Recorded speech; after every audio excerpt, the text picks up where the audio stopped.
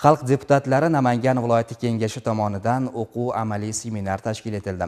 Unda mahalliy kengashlar oldida turgan ustuvor vazifalar, deputatlarning qonun ijodkorligi va nazorat funksiyalarini kuchaytirish masalalari ilgari surilib, 2026-yilda bajarilishi lozim bo'lgan vazifalar belgilab olindi. Hozir shu haqda.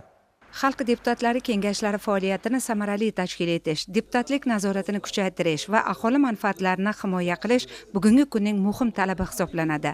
Shu maqsadda o'tkazilgan seminarga xalq deputatlari viloyat, shahar va tumanlar kengashlari raislari, doimiy komissiyalar, kotibiyat mudirlari va xodimlari taklif etildi. Dastlab O'zbekiston Respublikasi Prezidentining mahalliy davlat hokimiyati organlari faoliyatining samaradorligini oshirish chora-tadbirlari to'g'risidagi hamda O'zbekistonda mahalliy davlat hokimiyati vakillik organlari faoliyatini 2030-yilga qadar rivojlantirish konsepsiyasini tasdiqlash to'g'risidagi farmonlar ijrosi va bajarilayotgan ishlar muhokama etildi.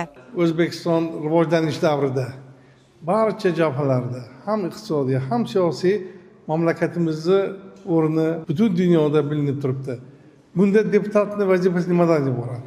Bu deputat xalq bilan ijroiy hokimiyat o'rtasidagi ko'prik deyilyapti. Bugungi kunda xalqni obodonlashtirishda, kambag'allikdan chiqarishda, mahallalardagi ajrimlarni oldini olishda va berilgan tomorqa yerlardan unumli foydalanishda deputatlar faol ishtirok etmoqdalar. Barcha saylovchilar oldida o'z vaqtida hisobotlarni ham berib kelmoqdalar.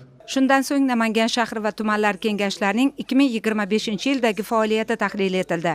Ularning qabul qilinayotgan qarorlar ijrosini to'liq ta'minlash, belgilangan vazifalar ijrosi uchun shaxsan javobgarlikni his etish bo'yicha olib borayotgan ishlari tanqidiy ko'rib chiqildi. Shuningdek, kengash faoliyatida ochiqlikni ta'minlash, aholi bilan doimiy muloqot o'rnatish, joylarda mavjud muammolarga o'z vaqtida yechim topish kabi masalalar ham muhokama etildi.